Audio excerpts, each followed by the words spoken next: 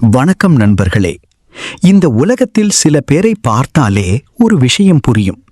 அவர்கள் வாழ்க்கையில் நிறைய பிரச்சனைகள் வந்திருந்தாலும் அவர்கள் மனசு அமைதியாக இருக்கும்.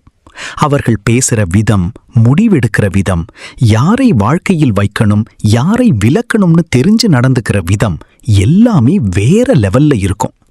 அப்போ நம்ம மனசுல ஒரு கேள்வி வரும், இவங்க எப்படி இவ்வளவு ஸ்ட்ராங் ஆனாங்க?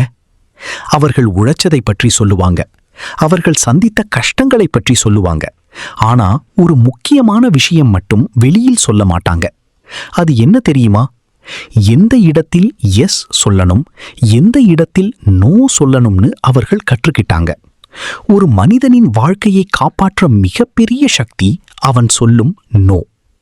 சாணக்கியர் ஒரு விஷயம் சொல்றார், அதிகமான நல்லவனாக முயற்சி பண்ணாதே, நேர்மையாக இரு, ஆனால் தேவையான இடத்தில் மறுக்க கற்றுக்கொள். ஏன்னா இந்த உலகம் நல்ல மனசை எப்போதும் மதிக்காது, சில நேரங்களில் அதையே பயன்படுத்தும். அதனால்தான் இன்று நான் பேசப்போற விஷயம் சாதாரணமானது கிடையாது. இந்த வீடியோவை கவனமாக கேளுங்கள். நீங்க ஸ்கூல்ல இருக்கலாம், காலேஜ்ல இருக்கலாம், வேலைக்கு போயிட்டு இருக்கலாம், அல்லது வாழ்க்கையில் என்ன செய்யணும்னு தேடிக்கிட்டு இருக்கலாம். எதுவாக இருந்தாலும் இந்த விஷயம் உங்க வாழ்க்கையில் ஒரு நாள் கண்டிப்பாக தேவையாகும். ஏன்னா வாழ்க்கையில் நிறைய பேர் தோற்கிறது திறமை இல்லாததால் அல்ல, தேவையான இடத்தில் நோ சொல்லாததால். நம்ம எல்லாருக்கும் ஒரு காமன் ப்ராப்ளம் இருக்கு. யாராவது ஏதாவது கேட்டா உடனே சரின்னு சொல்லிடுவோம். ஒரு வேளை நமக்கு நேரம் இருந்தா அது பெரிய பிரச்சனை இல்லை. ஆனா யார் எது கேட்டாலும் நோ சொல்ல முடியலனா அதுதான் நம்ம வாழ்க்கையில் செய்யற மிகப்பெரிய தவறு. முதல் நாள் பரவாயில்ல, இதையும் பண்ணிடலாம்னு தோணும். அடுத்த நாள் மீண்டும் அதே, மீண்டும் அதே. அது கொஞ்சம் கொஞ்சமா ஒரு பழக்கமாக மாறிடும். அதுக்கப்புறம் என்ன ஆகும் தெரியுமா? உனக்கு விருப்பமில்லாத விஷயங்களையே நீ தினமும் செய்ய ஆரம்பிப்ப. நீயே உன்னை ஃபோர்ஸ் பண்ணிக்கிட்டு இருப்ப. அதுக்கப்புறம் ஸ்லோலி உன்னோட இன்ட்ரெஸ்ட் குறையும், உன்னோட எனர்ஜி குறையும், உன்னோட மைண்டு டயர்டாக ஆரம்பிக்கும்.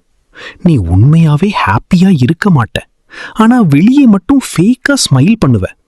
இதுதான் டேஞ்சரஸ் ஸ்டேஜ். ஒரு கட்டத்துக்கு அப்புறம் உனக்கு உன்னையே பிடிக்காமல் போகும். மோட்டிவேஷன் இல்லாம இருக்கும், எதிலுமே இன்ட்ரெஸ்ட் இருக்காது. ஏன்னா உன்னோட வாழ்க்கையை நீ கண்ட்ரோல் பண்ணல, மற்றவர்கள் கண்ட்ரோல் பண்ண ஆரம்பிச்சிட்டாங்க. ஒரு விஷயம் யோசிச்சு பாரு, உனக்கு பிடிக்கலன்னு நீ சொல்லலன்னா எதிரில் இருக்கிறவங்களுக்கு எப்படி தெரியும்?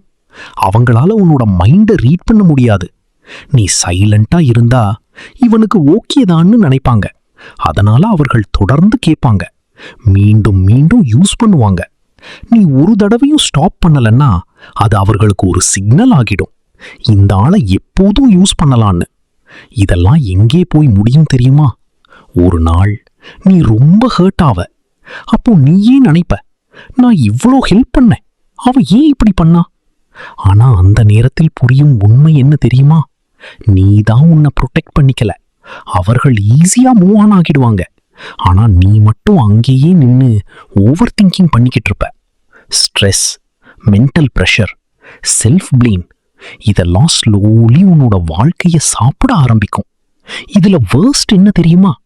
அவர்கள் உன்னை ஹர்ட் பண்ணதை விட நீ உன்னை நீயே ஹர்ட் பண்ணிக்கிறது தான் வேர்ஸ்ட்.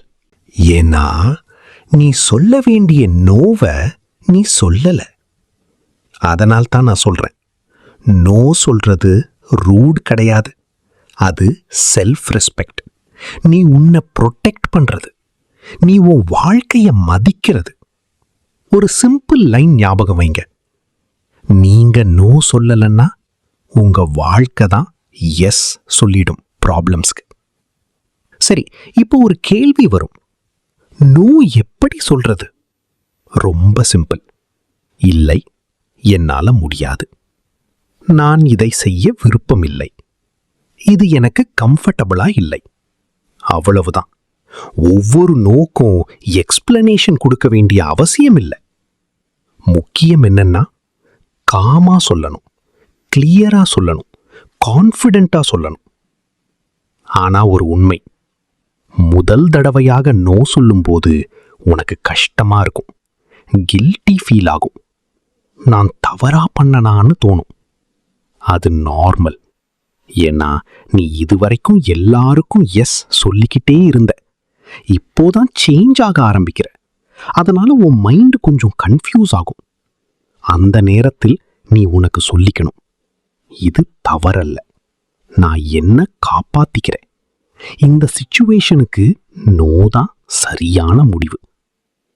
ஒரு விஷயம் புரிஞ்சுக்கோ, நீ நோ சொல்லும்போது அவர்களுக்கு கொஞ்சம் ஹர்ட் ஆகலாம். ஆனா நீ எஸ் சொல்லிக்கிட்டே இருந்தா நீ தினமும் ஹர்ட் ஆகுவ. எது பெட்டர்? அதனால்தான் தேவையான இடத்தில் மறுக்க கற்றுக்கொள்ளுங்கள். நோ சொல்ல ஆரம்பிச்சா ராங் பீப்புள்ல இருந்து சேஃப், அன்னெசரி வேலைகள்ல இருந்து சேஃப், ஸ்ட்ரெஸ் குறையும், மைண்ட் பீஸ்ஃபுல்லா இருக்கும், லைஃப் கிளியரா இருக்கும். நோ என்பது ஒரு வார்த்தை மட்டும் கிடையாது, அது ப்ரொடெக்ஷன். இப்ப நான் சொல்லுற விஷயங்கள் சின்ன விஷயம் மாதிரி தோணலாம். ஆனா லேட்டர் பாயிண்ட் ஆஃப் டைம் இதுல தான் நிறைய பேர் வாழ்க்கையில் அடிபடுறாங்க. நான் சொல்றேன், நீ இப்பவே இதை புரிஞ்சுக்கிட்டா உனக்கு 5 years 10 years சேவ் ஆகும். இல்லனா வாழ்க்கை தான் உனக்கு கற்றுக் கொடுக்கும். ஆனா அந்த லெசன்ஸ் ரொம்ப பெயின்ஃபுல்லா இருக்கும். சாய்ஸ் உன்னுடையது. நீ உன்னை காப்பாத்திக்கணுமா, இல்லனா எல்லாரையும் ப்ளீஸ் பண்ணிக்கிட்டு உன்னை இழக்கணுமா? அதுதான் டிசிஷன். இது ஒரு நாளில் வர்ற மாற்றம் கிடையாது. தினமும் பிராக்டிஸ் பண்ணணும். முதல் நாள் கஷ்டம், 2ஆம் நாள் கொஞ்சம் பெட்டரா இருக்கும். அப்படியே ஸ்லோலி நீ கான்ஃபிடென்ட்டா நோ சொல்ல ஆரம்பிப்ப. ஒரு நாள் வரும், கில்ட் இல்லாம, ஃபியர் இல்லாம கிளியரா நோ சொல்லுவ. அதுதான் ரியல் ஃப்ரீடம். அதனால தினமும் உங்க மைண்டை ட்ரெயின் பண்ணுங்க. உங்களுக்கு அமைதி கிடைக்கும் வரை ட்ரெயின் பண்ணுங்க. நினைவில் வைங்க, உங்க வாழ்க்கையை காப்பாத்துறது யாரோட ரெஸ்பான்சிபிலிட்டியும் கிடையாது, அது உங்க ரெஸ்பான்சிபிலிட்டி. இந்த வீடியோ உங்களுக்கு யூஸ்ஃபுல்லா இருந்தா லைக் பண்ணுங்க, ஷேர் பண்ணுங்க, சப்ஸ்கிரைப் பண்ண மறந்துடாதீங்க. அடுத்த வீடியோவில் சந்திப்போம். நன்றி, வணக்கம்.